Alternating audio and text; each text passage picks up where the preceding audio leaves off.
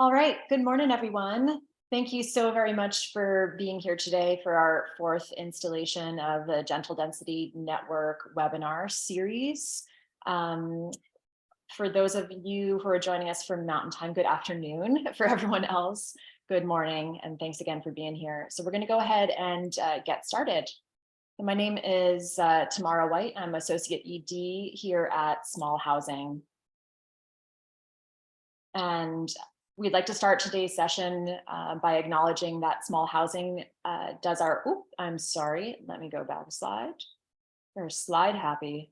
Small Housing acknowledges that we conduct our work on the traditional territories of Indigenous people who have called these lands home and have been their stewards since time immemorial. And I'm coming to you today from the unceded territories of the Musqueam, the Squamish, and the Tsleil-Waututh First Nations.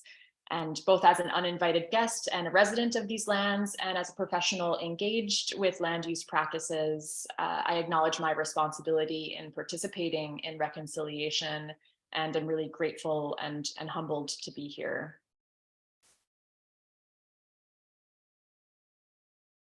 For those of you who aren't particularly familiar with Small Housing yet, we are a nonprofit. We've been around for a decade plus, and we champion the evolution of single detached neighborhoods to provide ground-oriented homes that are equitable for all. So we're a hub for good practices, for new ideas, and for network building in support of gentle density housing in BC. We do advocacy, research, technical advising, and capacity building, and we do model development and market development to really drive innovation and uptake of new supply in the gentle density space. And we started the Gentle Density Network a couple months back after doing a pretty big round of multi-sector consultation with actors who are similarly trying to advance gentle density solutions in their communities and within their sectors. And at each of these points along our journey of consultation, we recognized that there was a need to bring together the valuable insights from planners across the province, in particular, who are working to advance these initiatives.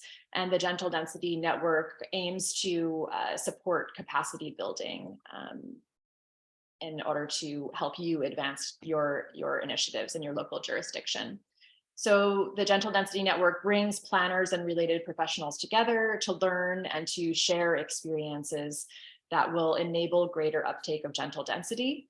So objectives here are to learn from a variety of resources and experts. So we'll be pulling in research and practitioners from a wide range of jurisdictions. We hope to be exploring new opportunities and initiatives together, help everybody keep up to date on new policies, new funding programs, any other relevant initiatives, and also really provide a space to be sharing your insights to help shape the direction of gentle density housing work across BC. Through our efforts here, we also are hoping to identify information gaps and common needs in the sector that Small Housing can look to fill or respond to, or will advocate for additional supports and resources to help fill those gaps. And probably most importantly, we're looking to support you in implementing your new learnings with more of a network of colleagues that you can call on.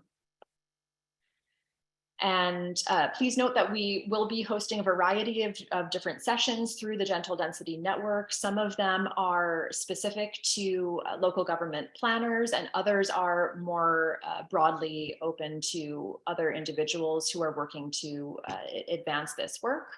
And we will try our best to really indicate the intended audience for each of our sessions in advance of it, so you can sign up for whatever suits you best.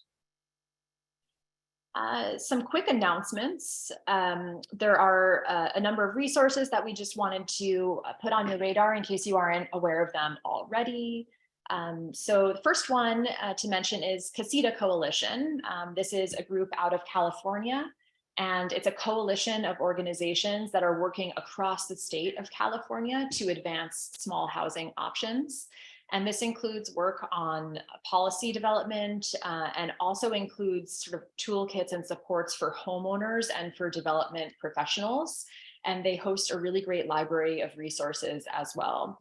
So if you're doing research on the topic of gentle density and haven't come across Casita Coalition yet, I highly recommend that you go there and check out the resources that they've got on their website. And the other piece to note here is, I'm guessing that most everyone in the room has already heard about CMHC's Housing Accelerator Fund, but it's a new federal fund that has been announced with applications to be submitted this summer. And this provides some great new resources for municipalities to do initiatives that will support the generation of new housing in their communities.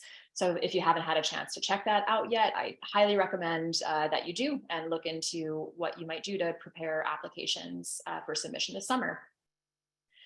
Upcoming events, PIBC is hosting a Missing Middle webinar just next week, where they will be highlighting Victoria's new Missing Middle policy. And our organization will be hosting an in-person session at the PIBC Sun Peaks gathering on May 31st. So keep your eyes peeled for more specific invitation for that. And if anybody else has other resources or events that you would like to announce, please feel free to do so in the chat to let everybody else know what's going on. So on to our session today. Basic agenda for the day, we'll do a short poll so you can tell us a bit about yourself. We will then be presenting information on the affordability and supply experts roundtable that Small Housing has hosted over the last couple of months. So we'll provide an overview of that work and the forthcoming guide that will be published and made available on that. We'll then have a presentation from the City of Kelowna on some of their recent initiatives in support of gentle density supply. We'll open it up for Q&A. Actually, after each of those sections, we'll open it up for a little bit of Q&A, but then we'll have the bulk of the Q&A once the Kelowna presentation has concluded. And then we will go into breakout room discussions to provide a little bit of a sort of smaller group setting to talk about how we might apply some of those learnings and some of these different approaches in our own communities and provide everyone with an opportunity to kind of bounce ideas off of each other. So learning objectives for today's session: to understand the three main approaches to increasing housing affordability through gentle density, to understand the range of tools that local governments can use to increase gentle density supply and affordability, to learn about the tools and practices that the City of Kelowna is putting into practice, and also to discuss then how those tools could be applied in your community. A bit of housekeeping before we get underway.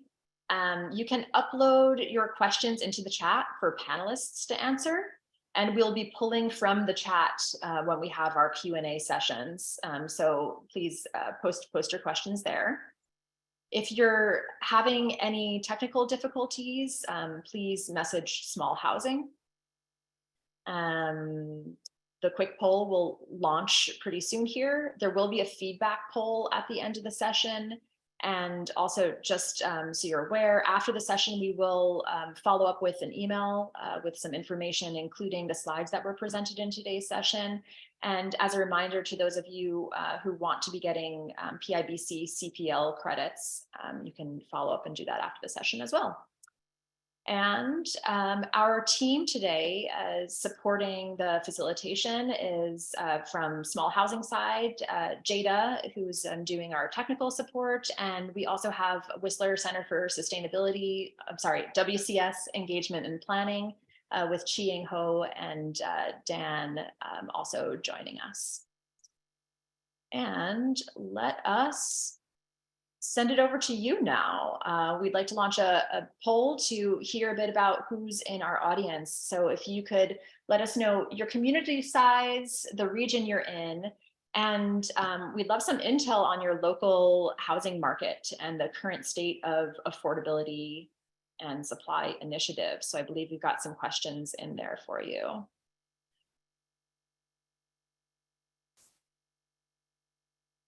Thanks for starting to fill that out, folks. Still tallying responses, but it looks like we've got a lot of folks here from the Lower Mainland and Vancouver Island, and then actually a pretty good spread from other areas across BC, and even some folks who are joining us from out of province. Thanks for that.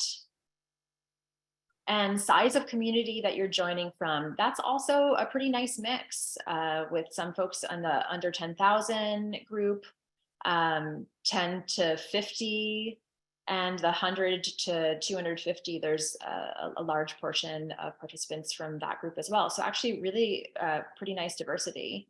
And then did we have some additional questions about housing market, Jada? I'm not seeing those if they are integrated into it. We don't have that on the poll, but we can put it in the chat.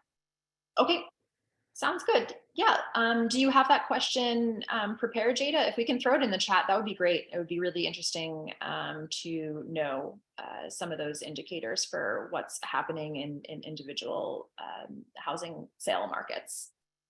So please go ahead and launch that if you can. All right. So let's get moving. Just trying to navigate through some more slides here. Here we go. So we will be hearing today from two experts in the field. First, we'll be hearing from Matt Thomson. And Matt is the community housing lead at Urban Matters, a consulting firm. And he helps to develop new approaches to solve tough housing problems. He has more than a decade of experience in focused housing research, in policy development and advisory services. And he really has a very deep and rich understanding of the different actors and systems at play across the housing field. He's worked extensively across Western Canada. He's done loads and loads of housing needs assessments and housing strategies, actually in more than 60 BC communities just over the last 5 years. And in addition to gathering data, he's really driven by a strong sense of service and is passionate about being on the front line of community engagement and qualitative research.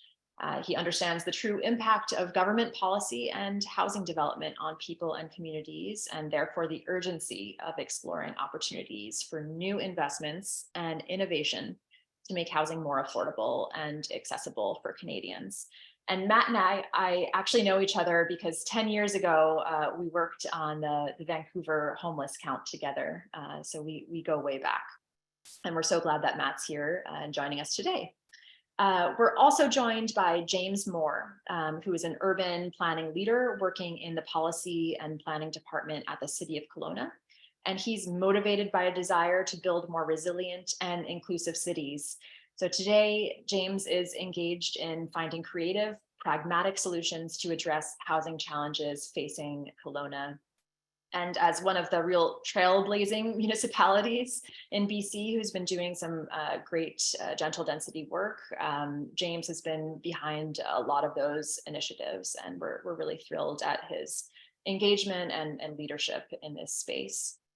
And with that, I think I'll just pass it off to Matt. And Matt, you can provide some more background on the affordability roundtable as well, right? Yeah, absolutely. I'll pass it off to your very capable hands then. Okay. Thanks so much. Thanks, Tamara. I'm just going to share my screen here, my PowerPoint. Everyone can see that? Yep, we can see it. It's yeah, I'm just my computer's a little slow today. How's that? Is that better? There you go. You're on it. All right, I'm going to start off with an apology because I did manage to get a cold that my daughter brought home. So if I'm coughing up along a little bit during this presentation, I apologize. But we'll proceed, and hopefully, hopefully I can keep it together for the next few minutes while I present. So thank you for that introduction, Tamara. I really really appreciate it. And this has been a great project to be working on with the small housing team and with representatives from a number of communities. So just a bit of an overview. I'll provide a little bit of a background on the process that helped us develop the guide paper that will be released soon.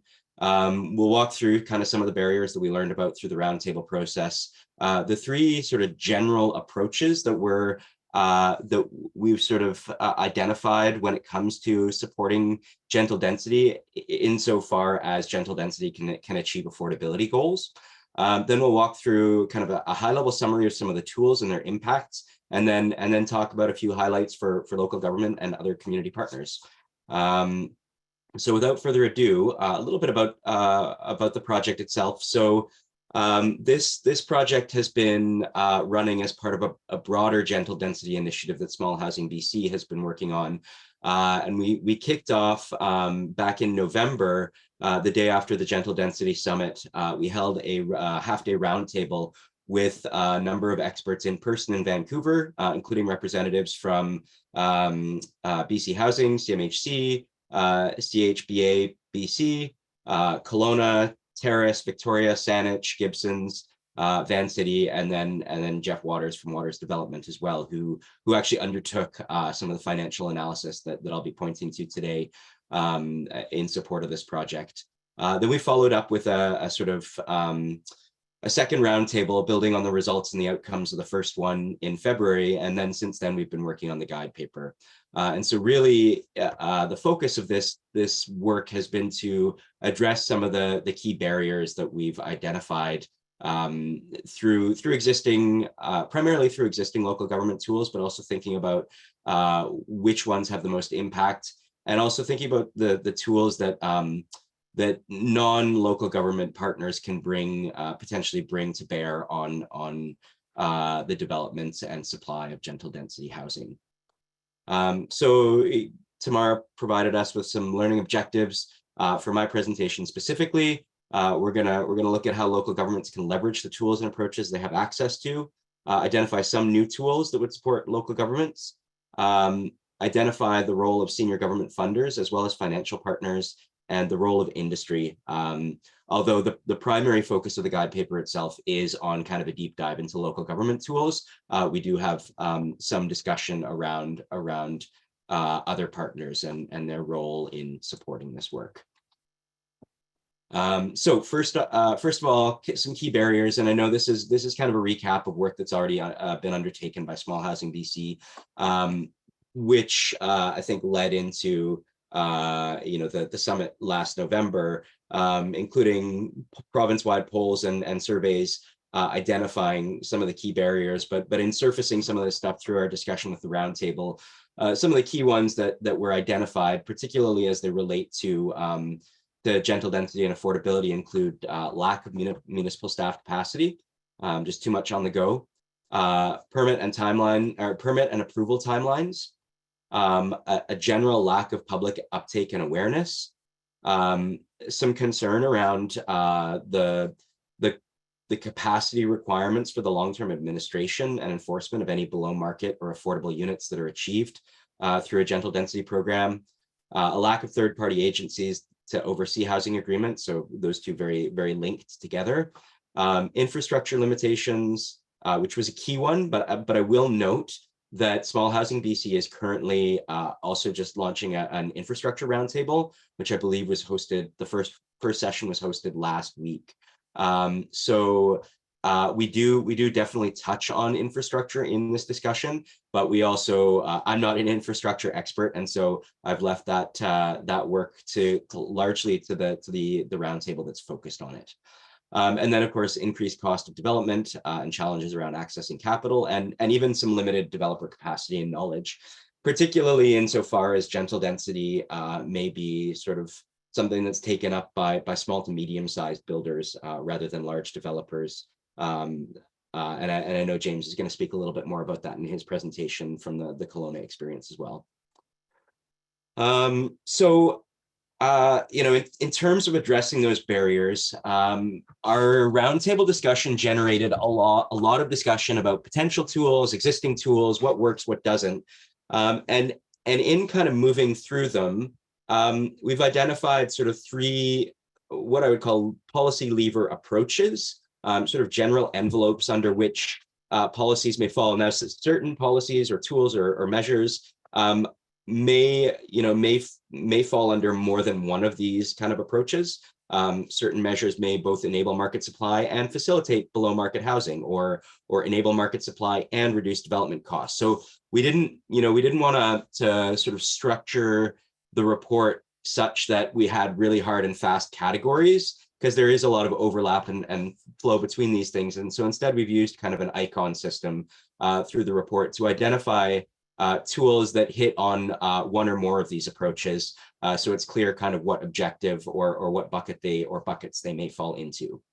You'll also see, as I move through the tools, some discussion around how well they impact each of these approaches. So some tools have a low to moderate impact, others have a high impact. And generally what this means is when we're talking about approach number one, when we're talking about enabling market supply, we're talking about the uptake of gentle density housing.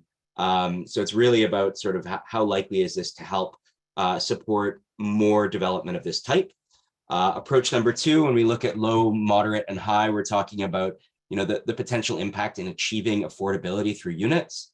And approach number three is about low, moderate, and high impact on the cost of development. So how much do certain tools and measures reduce development costs? Not all tools were analyzed from a cost perspective. In some cases, because it was too complex or unable to do so, or we were unable to do so. In other cases, because just there were too many measures in certain buckets. But we've done our best to kind of provide some thinking about what areas are going to have the most impact on the reduction of development costs. So in terms of this list, you see a list in front of you here, and they are sort of ranked in terms of impact, insofar as we can do that across kind of three different categories, as well as some labels or labeling around time frame and effort required. So that is, when we're talking about effort, we're talking about staff capacity or potentially having consultants involved, but generally thinking about staff capacity. So what this list really tells us is that there are for sure a few tools or measures that have quite a high impact, or even a moderate to high impact, on enabling market supply. And these include the development of pre-approved plans, that is pre-approved building plans that can move through an expedited approvals process because they've already been approved from a DP if necessary, or a building permit perspective. Pre-zoning is another approach that can have a moderate to high impact, depending on how it's undertaken. And I will talk about both these items a little bit later in the highlight section.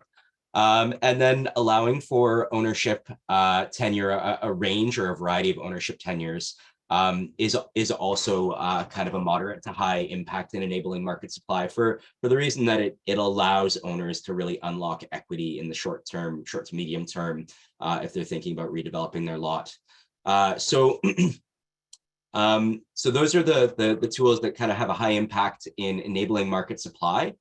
In terms of mandating below market affordability, you'll see not a lot of tools here. So local governments are quite limited in their ability to either require or facilitate below market affordability, or below market or affordable units. And a couple of the ways that I'm sure everybody is familiar with include density bonusing, which we'll be talking about later, that can have an impact on affordability, but also quite a high impact on the reduction of development costs too, in terms of cost savings. Expedited project streams are another tool that can have a moderate impact on both affordability and the reduction of development costs. And then things like reduced fees do have an impact on affordability, but generally it's a sort of marginal one. However, sometimes when stacked with other tools or measures or incentives, it can kind of add up. And so I'm not going to necessarily walk through all of these. We will unpack each of these in the guide paper. We'll have some discussion around the tools and how they're implemented, sort of considerations for implementation. I'm just trying to provide a relatively high level here in the 20 minutes that I have. So getting a little bit further into the financial analysis, because I know that this can be important in kind of considering the impact of things. Just wanted to walk you through how this was derived, and essentially what we worked with Jeff Waters, as I mentioned, and Jeff undertook a pro forma analysis using I believe it was 5 or 6 case study communities, Tamara, in a range of different sort of geographic regions. So we really wanted to look at some diversity in BC. So we looked at some Vancouver Island communities, some lower mainland and extended lower mainland communities like Squamish, as well as some interior and northern communities to ensure that we were kind of getting a ballpark of costs and how they might vary across the province. And so you'll see ranges here in terms of the impacts, the percentage return on cost, and then averages. And that's based on the range of costs that we saw depending on the community that it was tested in. And so again, in terms of the impact here, density bonusing density bonusing was amongst the highest kind of impact, particularly when combined with a reduced fee.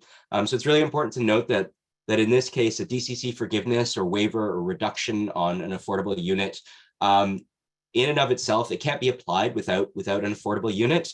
Is based on the Local Government Act and how DCCs are applied.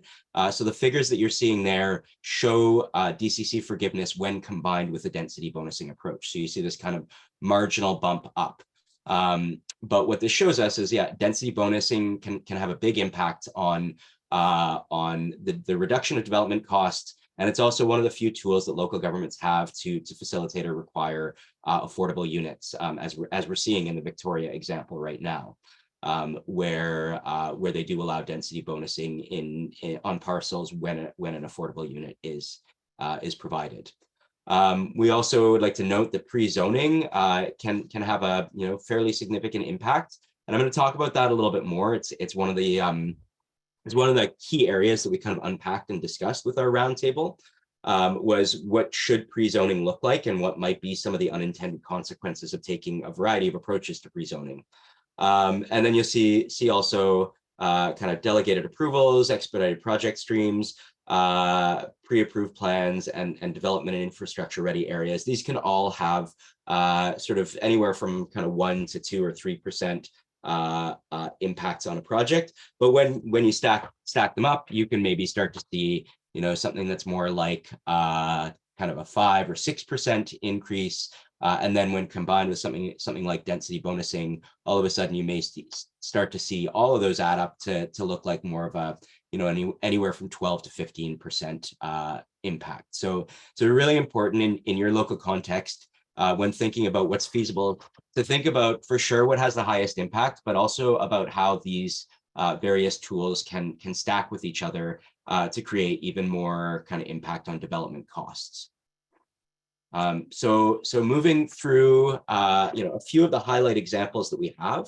I've mentioned pre-approved plans already a little earlier, and one of the areas that was flagged for us in the roundtable was that increasingly local governments require higher and higher levels of professional sign-off as the building code becomes more complicated, where DPs are required. So one of the ways that development costs can be reduced and supply can be increased is to make available pre-approved plans for gentle density. And Kelowna is certainly an example of a community that's done that.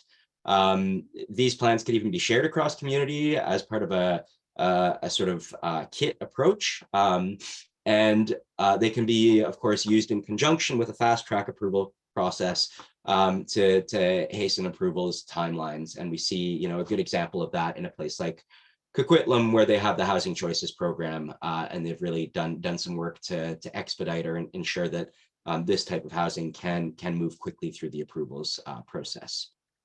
Another sort of front end piece of work that local governments can take on is pre-zoning. So pre-zoning a variety of areas. And when we talked about this with the roundtable group, we really sort of identified that there are two general approaches to pre-zoning. One is a kind of community-wide blanket pre-zoning approach, or neighborhood-wide blanket pre-zoning approach. And one of the benefits of this that we learned from, in discussions with some of our American counterparts, particularly Oregon, when they undertook a gentle density program statewide, is that it's one of the ways that we can offset speculation on land lots. We know that when land is upzoned, the value of that land goes up as you can develop more on it. But by taking kind of a blanket pre-zoning approach, this allows local governments to potentially offset some of the speculation that can occur on lots that are upzoned because it's across the whole community or across a whole area or neighborhood. The other approach, which is sort of attuned to amenities and infrastructure and transit, is more of a targeted pre-zoning approach. And so this may be, suited to areas where there are known infrastructure challenges, or there's a desire to really focus this type of development around, for example, transit hubs or town centers. And so you may see a little more speculation in a targeted pre-zoning approach, but it allows a municipality to kind of focus its development in areas that are deemed to be best suited for that growth. So really, we're not suggesting one approach or the other, more just that they come with trade-offs. Both of them come with trade-offs. And so it's important to kind of weigh what those trade-offs are as you sort of make decisions about what gentle density might look like in your community. Expedited approval streams. I know this is just in general a hot topic of conversation right now with the development approvals process review and the work that's being funded through UBCM and the province to kind of undertake development approvals reviews.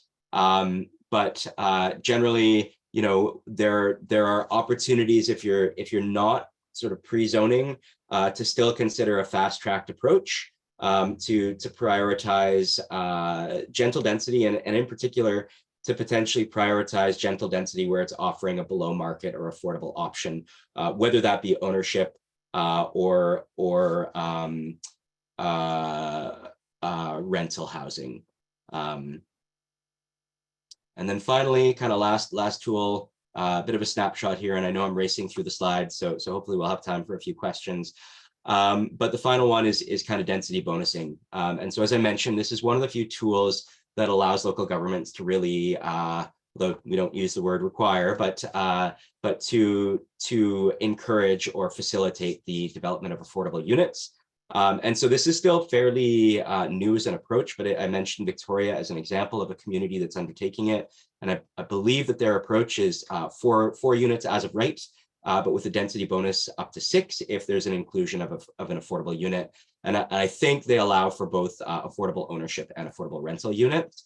And so, just sort of key consideration is to kind of build a policy that looks at doing this around both what's deliverable in terms of affordability through the market, but also kind of what helps achieve your local affordability goals. So finally, just some food for thought on our partners out there with the province and the federal government in the development sector and financial institutions. One key topic of conversation, as I mentioned, is infrastructure, and that is being handled by another roundtable. But thinking about maybe dedicated tools to address infrastructure costs, because we know that many communities out there have aging infrastructure, and it may not be sufficient in many areas to facilitate the development of new gentle density housing. But we also don't want to discourage that type of housing by kind of front-ending the burden on a single developer who may be putting in 4 or 6 units where a whole sewer main or a water main is required to be replaced. So this is a discussion that's taking place. And I'm sure if you have questions about that, you can shoot them over to Tamara. Other opportunities might be creating sort of opportunities. We know that the province is working on this through the Housing Supply Act, that they're looking at upzoning in urban areas up to around 3 units, as well as secondary suites. But there may be kind of opportunities for the province to or CMHC to think about whether there may be a role for a dedicated financing program, particularly when there's an affordability component in place. Other kind of key considerations that came up around the pre-zoning conversation was aligning aligning small or gentle density goals around transportation goals and transportation demand management that may occur at the regional level. Other tools or opportunities that might be out there.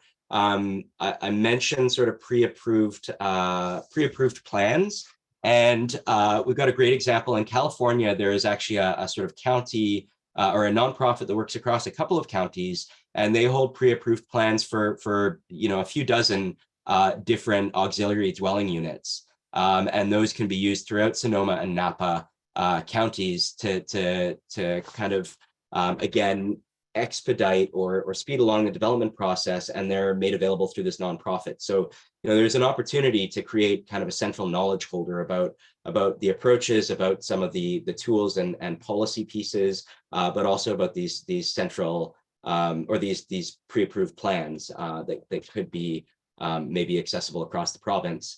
There's also, I mentioned concern around administration for housing supports. There may be a need for kind of a nonprofit or regional bodies to take on that role.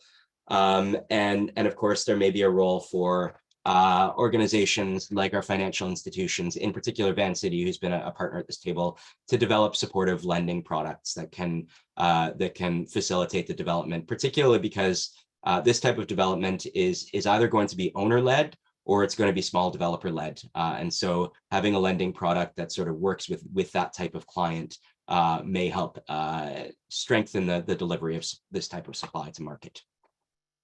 So that is my very fast and slightly sick overview of our report. I'm sure you all have questions, and I do hope that when it comes out, we'll be able to kind of circulate it to this group, and you'll be able to review it in more detail. Wonderful. Thank you so much, Matt. That was definitely a bit of a whirlwind tour of some of the pieces that we've been working on through our gentle density and affordability roundtable. And I echo that we're really looking forward to finalizing, publishing that document and circulating it widely for you all to be able to reference. And with that, we are going to pass it over to James. I do encourage everyone who has questions to please write those into the chat, and we will be pulling from those when we get to our question and answer session, which we're going to do after James's presentation. So over to you, James. Thank you again. Thanks, Tamara. Just want to double check that that everyone can see the presentation. Yep, there you go. You're set. Also just want to acknowledge that I'm speaking to you today from the traditional, ancestral, and unceded territory of the Selk Okanagan people. Thank you everyone for your attention and your time today, and thanks to Small Housing BC and for putting the Gentle Density Network together, and for inviting me to be here today. It's been a great pleasure to be part of the Gentle Density Network as it's taken shape, and certainly we've gained a lot from it as an organization, learning along the way. Today I'll spend a few minutes here. I'll zoom through pretty quickly because I know we have a pretty aggressive timeline to make sure that we get a chance to talk more and workshop as a group. But I'll try and talk to you guys today a bit more of the implementation of some of these tools on the ground. Matt has outlined a lot of the work that he and the team have done around the tools that are available, and we've used some of these tools over the past number of years in Kelowna, and we'll talk through some of those today, and I can tell you about at least our experience with them and some of the pros and cons. I do want to start by acknowledging the past work in Kelowna of previous councils and previous staff who have been pushing for infill and gentle density in Kelowna for quite a long time.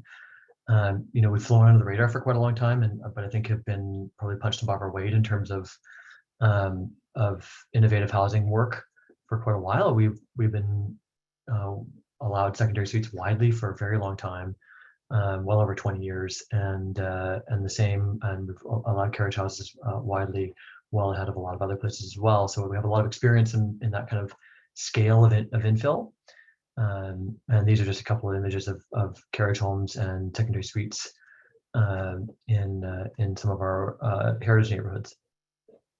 I would say some of that work has really, we built off the legacy of that work, and that work has helped kind of normalize infill in our neighborhoods and normalize the conversations about infill in our neighborhoods in Kelowna. So we certainly wouldn't be where we are today without this work that happened before that. But in so around 2015 and 2016, you might consider the beginning of our more recent focus on the next tier of infill for us. That's when we started to really ask ourselves how we could take infill and gentle density further, especially in our core area. We were finding that we were seeing more interesting kind of small housing forms that were taking shape in our suburbs than we were in our core area, and we wanted to make sure we were enabling the kind of housing supply that we wanted to take shape in our core area, and that zoning wasn't going to be the barrier. So we launched a design competition to help us understand what we could deliver, what the market would want to deliver, how we could balance that with community objectives. And so that was the Infill Challenge 1.0. It was a collaborative process that involved residents, resident associations, designers, landscape architects, developers, real estate agents, and so on, to work together to solve this problem on core area lots. The primary objective at the time was diversity of housing forms in our neighborhoods. So I'll come back to that in a little bit, but that was the primary objective. And we used the two winning designs from the Infill Challenge to craft a new zone. So the two winning designs are shown on the images here. Both have 4 units, but these were the ones that were used to craft zoning that would work for them, to make sure if you won the competition, then we want to make sure that you can build those designs in our zone outright. Then we went ahead with that zone and we applied it to over 800 lots in some of our more central areas that were previously zoned for far lower density. So the lots that we pre-zoned are outlined in yellow, and you can see the green kind of individual parcels that are highlighted within there are ones that have redeveloped to this date. We made the selection of those lots for a few different reasons. One was proximity, and that proximity typically was to jobs. The blue dots indicate our major job centers that are nearby. So our downtown is the northernmost one, the top one. That's the largest job concentration there. Between is the interior's biggest hospital, the Kelowna General Hospital. Lots of jobs there, lots of intensity. And then on the bottom there, that's one of our other urban centers called South Pandosy. But these areas were eminently walkable and bikeable to jobs, to lots of services and amenities. And beyond that, they also had very similar lot characteristics. So they were some of our older suburbs, they all had lanes, similar pattern of lot sizes. And so those were our target areas for our first major pre-zoning like this back in 2015 and 16. We also created a fast track approval process for the winning designs. So we didn't have a lot of money to launch this process. It was a bit of a kind of a fast process that we put together. And so one of the tools we encourage people to participate with was to say, if you win, your design will get exclusive access to expedited permitting. So people would get a benefit of using your design over a custom design, because if they use it, they get through the process faster. To do that, we essentially exempted them from a development permit requirement, gave them rapid building permit review, and did upfront bonding for development engineering upgrades instead of a traditional kind of 3-week turnaround for an assessment of your specific site and a specific cost estimate for a third-party work order. So we created that way. If you bonded up front, you got your building permit usually within about a week. So going from a process in which you would have typically required rezoning plus a development permit plus a traditional building permit, which might have taken you together over a year, we went down to just over a week. So the results happened faster than we thought. The previous 10 years in the area, we saw about 23 projects in the entire core area for gentle density. That's well beyond the boundaries of the zoned area. So just wasn't a lot of activity in the gentle density kind of field at that time. But in the 5 years following pre-zoning, we've had 156 projects come forward, and that's just in the zoned area. So of the 800 plus lots we pre-zoned, 15 to 20% have redeveloped within 5 years. Certainly much faster than we thought. Our analysis initially going into it was suggesting there'd be a lower uptake. Definitely the market changed, and these became much more attractive than we thought they would. The largest, as you can see on the right, the graph shows kind of the distribution of the types of homes. And I would say that this is probably imperfect. We're still working on how well we track building types in Kelowna, but the large majority of them are fourplexes. Some are variations on that. So with duplexes in the front and 2 in the back, or 2 detached in the front, and 2 attached in the back, or 4 detached on the same property. There's lots of different permutations, but certainly the most common is a fourplex. When we approached this infill work here, our main goal, as I mentioned before, was diversity. We talked about affordability, but the decision was made by the community panel.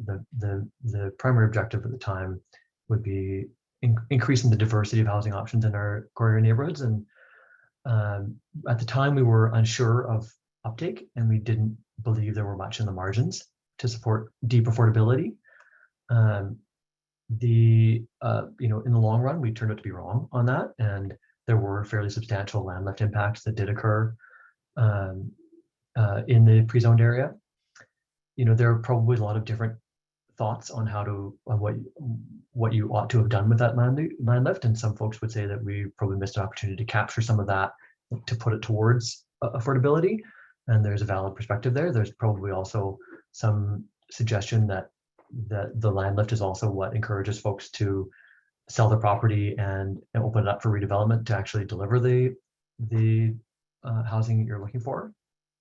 So there's different perspectives there, but certainly valid points on either side. And I think we were looking, really, our primary objective here wasn't to deliver deep levels of affordability, but to hope that we could encourage, have a bit of a supply effect on affordability, and that I certainly won't go into the academic research about the supply effect here, but I think there are lots of different perspectives on that. But that was the intention at the time. I think, if you've been involved in the gentle density debate or in discussion in communities, you'll see often this goes back a bit to the supply effect question. Gentle density gets a bad rap in a lot of ways because people compare it in terms of price and affordability to in a bit of an apples and oranges way. And often there's an expectation for folks that brand new infill density will be less expensive than, for instance, an 80 or 90-year-old detached home in the area. And I think that's not a fair comparison for a lot of reasons, but I've just taken a quick stroll through a couple of instances, and these are approximations because I don't want to point out any specific properties, but to point out kind of generally how the market behaves here for apples to apples comparisons of detached homes in the core area new versus infill homes in the core area new. And in general, there are always outliers on either side of this, but in general, detached homes in the core area brand new go for between 1.8 and 2.4 million. And whereas infill homes, part of fourplexes, typically go in the range of about 750 to 850,000 for a unit. So sure, your new townhome might not be more affordable than the 80-year-old home that it replaced, but it's certainly a lot more affordable than the alternative that would have gone on your site without any action. The same, I think, lesson applies for resale. Again, there's lots of outliers in this discussion, but these are maybe generally representative of relatively recent resale detached homes in the core area and relatively recent resale projects for infill. And we do see they become a bit more accessible even in the 5 years since we've seen them constructed. So, looking at 1.4 million for a relatively recently built detached home versus $670,000 for a relatively recently built infill home. So it seems to be generally about double.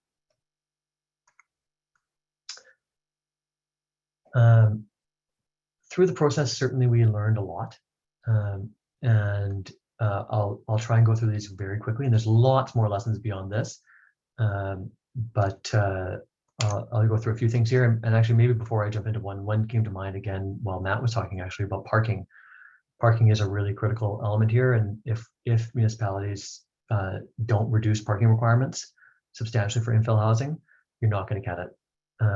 We had to reduce our parking requirements by half. So we were just required 1 stall per unit, and that enabled us to support the kind of infill housing that we have. But at the face value, the number one thing that became really evident with this pre-zoning was that zoning was the critical barrier to allowing these forms of housing to take place in our established neighborhoods. It's not as though the market wasn't there, and there were a lot of questions about that up front. People did really not believe that folks would want to live in these areas, that folks would want to live in attached housing. The success of the area really proves that zoning was the primary barrier. Combining it with the fast track approval process really worked, and that I think gets to Matt's point earlier about who it is who's building these. These are not large scale developers who are downsizing into infill. It's typically small scale builders who are upscaling into multi, and they benefit a lot from repeatable, quick approval projects. And so we saw a lot of uptake on our fast track designs. Certainly, as you intensify sites, some design issues become more critical. Things like paying a lot of attention to kind of elevations, and particularly around storm drainage and laneways and so on. Landscaping becomes a little more critical in making sure that storm drainage and appropriate landscaping are put in place. I think as you explore pre-zoning and think about land lift and those questions, you really have to think about affordability and displacement. I'm not going to tell you what your thoughts should be, and there are lots of diverse opinions about those, but it's certainly something that should be top of mind. And as folks, these infill often occurs and through market conditions in the places that have oldest housing stock, and some of those places often are the places that have secondary suites, and those suites may be displacing renters, and some of those renters may have lower incomes. So in places with tight rental markets, which is almost everywhere in BC right now, displacement should be something we think about. I can't overemphasize enough how much, if you're undertaking processes like this, you will realize over and over and over again that many of the biggest challenges that face infill come from within, and that many of the systems we've designed in our own municipalities serve greenfield development first and foremost, and they really struggle to figure out a way to deal with infill. But I'd encourage you to persevere, be creative, be solutions oriented, find a team that you can build that is aligned in your objectives, and I think you can find your way through almost any of those barriers. Infill has lots of, and gentle density also has a lot of different ways you can talk about it. And sometimes it can be confusing and long-winded and technical. And I encourage people to really think about how you want to talk about gentle density in your community, and being clear on your core messages. Very simple, direct messages are effective. And then lastly, I just want to leave with a positive kind of act, just do something, act, monitor your results, and adjust as you can. Last couple of quick comments will be just to say that in Kelowna, we are now looking at how we can add more infill and gentle density in areas without lanes, and that opens up a huge element of part of the core area of our city of thousands of lots.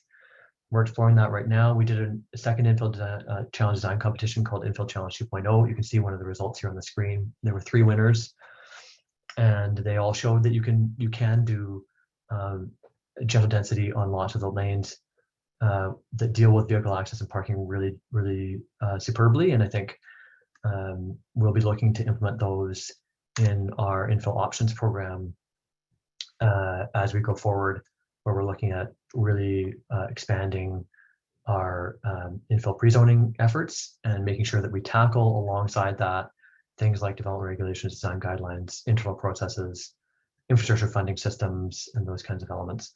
And last will just be a shout out to, again, the great network of colleagues that we've been able to work with over the past few years that have really helped shape our work to date. And just thanks to Small Housing BC and the Gentle Density Network for bringing that together.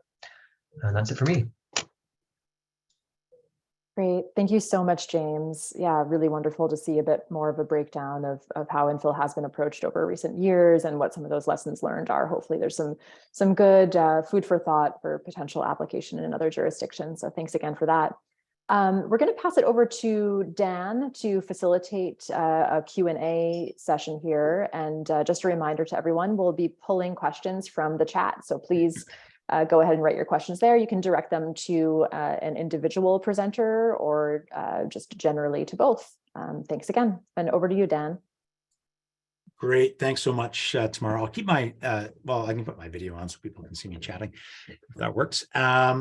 Thanks, James and Matt, for that. And thank you for those who put the questions into the chat there. Again, if you have any questions as we go along, please feel free to put some more in there. The first couple questions I just wanted to kick off are for James. And James, you touched on it briefly about the importance of reducing parking requirements. How has parking been affected in these initial areas that were pre-zoned? What have you seen? What kind of response have you experienced? Rioting in the streets, everyone's dying. It's really, it's terrible. The whole city's collapsing. No, I think the opposite, like generally speaking, people adapt. And it's not to say parking isn't a challenge for folks. I think, you know, some people have expectations of more parking than they get, and that can be frustrating, but but the impact on on-street parking has been not substantial. And we don't get a lot of, it's not like there's been an inundation of complaints constantly with dealing with enforcement or any of those kinds of things. People have been able to figure it out as their streets have slowly and gradually had a bit more on-street parking. It's not an overnight process. You know, these things don't pop on your street. You wake up one day and you have 8 infill projects on your street. It happens slowly and gradually, and parking you adjust. And we haven't really dealt, you know, I would say it's been a minor issue, but has not risen to a level where anybody has significant concerns about 1 unit per stall, one stall per unit. That's great. Thanks for sharing that, James. And it sounds like maybe it was more of an issue at the outset as a fear, you know, but it hasn't turned out that way yet. So that's great. Thanks for sharing that. And just while we're on with you, James, the fast track design approach, which dwelling type did you kind of seek the fast track design approach for, and what kind of uptake did you see for the winning designs? So we fast tracked both winning designs for a period of 3 years. And there was a clear market, at least there was a clear builder preference. I'm maybe less able to comment directly on the market preference, but the fourplex option. So there were 2 winning designs. One was a traditional fourplex. One was 2 detached homes in the front and 2 units above a garage in the rear. Both benefited from the fast track and both were built using the fast track. But I would say, you know, probably 10 to 1 on the fourplex option. It was by far the most common, and it really, a lot of the first couple of years of the program were mostly using fast track designs. Year 3 and 4, and now things really started to shift, but certainly the first couple of years, the fast track was really important in getting that out. And again, you know, one of the things I would say just quickly to finish off there is one of the intentions that we had behind it wasn't just as an incentive, it was that, but also to make sure that we could at least make sure that the first projects that would get out the door would be good quality. You know, when you're opening up pre-zoning to folks who maybe have never been through the development process before, maybe never been through designing multi-unit buildings before, you can get into some pretty challenging design discussions and maybe not have your really first step out of the gate to be a great project. Right. And we want to make sure that we could point at the first buildings that would come out of the program and be pretty happy with them. So I think that worked out pretty well. Not perfect, but I think pretty well. Great. So setting up for success and having a known entity right at the beginning, being really critical to that change process. That's fantastic. Thanks for that. There is a question. I'll maybe start with Matt on this one, and then maybe go on to see how James has looked at that. And this really relates to the pre-zoning piece, and potential, lost benefits. As we know, municipalities may be hesitant to pre-zone, as it may take away, opportunities to negotiate for benefits, during a rezoning. Sometimes, pre-zoning, and especially in a big area, can be at conflict with land lift, which is required, for that negotiation to get benefits. So I guess, on that, is there a way that, both can be achieved? And Matt, have you seen any approaches where, density bonusing has actually created non-market affordable units? Yeah, I mean, it's a great question. I mean, in the gentle density context, not so much in BC yet. I know that it is an approach that's being used in some American jurisdictions, but we're talking about sort of New York City and municipalities that have really high land values, and so the ability to kind of achieve affordability is greater, and they have a different structure of kind of federal incentives and state funding. So it's a bit of a different context. I think where we will start to see uptake of it is in Victoria, as I mentioned them as an example. But of course, their policy is very new, so we're all kind of waiting with bated breath to see how it pans out, because they've been quite progressive in their approach, both in terms of the level of density, the requirement for the ability to allow a density bonus. And I think in terms of that overall negotiation, it's also a great point. And I think, if that is an objective of a municipality, and James, I'd be really interested to hear your thoughts on this, but my sense is that if a municipality is keen on achieving some contributions through a density bonusing program, it's probably best to spell that out and have kind of a pre-built policy so that it's very clear to developers what needs to be achieved and what the contribution looks like, rather than taking a negotiated approach, which would probably be quite hard on the wide scale if you're doing it across many sort of single family lots that are then getting upzoned or having this gentle density or this infill work. So my sense is that you'd probably want to have some kind of well-developed or well-hashed out policy, probably some financial testing in advance of doing that, if you're seeking to kind of take the density bonusing approach. But yeah, James, I'm really curious to hear your thoughts on this. Yeah, I think you're bang on with that. The only thing I would say to add to that is just that traditional approaches to the way planning has dealt with these as a profession has been to essentially kill them. Like if we overburden infill with too much complexity, they don't happen. If you hang on to zoning because we view it as a crutch because we're too afraid to let go of it because we want amenities or whatever else we want, but you just don't get it. And if you don't get it, you're going to get what you zone for, which is a bunch of single detached homes that don't pay amenities either. And so, I would say yes, if you want to deal with codifying and those kinds of things up front, just bear in mind you're not dealing with sophisticated developers who can deal with negotiating processes, who can deal with uncertainty. The whole point of a lot of this work is to remove uncertainty and to make processes simple and streamlined, and that's going to get you access to people who will actually build this stuff.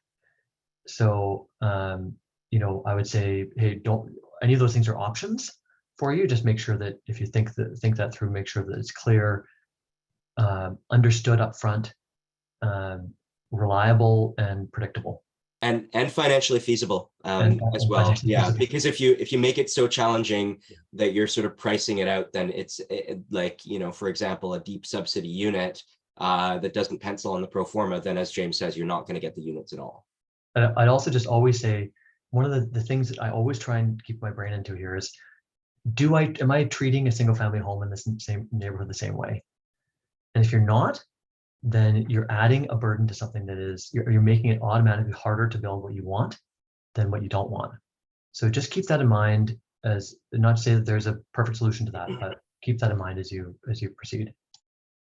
Yeah, that's really helpful, James and Matt, both the comments on that. You know, if you're going to do it, simplify it and really, you know, try to put yourself in the shoes of the person who's putting this forward, so that you remove barriers and make it easy for them to understand and do. There are a couple more questions about pre-approved plans, you know, factors about winning designs and things like that. I'd just recommend that if you have some very detailed questions around that, it'd be good to go to the breakout group on the pre-approved plans. So when we do break out, please go over to that group. James, you had touched on displacement and, you know, mentioned that maybe lower cost housing may be lost, but it may happen anyway through redevelopment of single family homes, but, you know, potentially expedited, you know, through something like this by having gentle density and new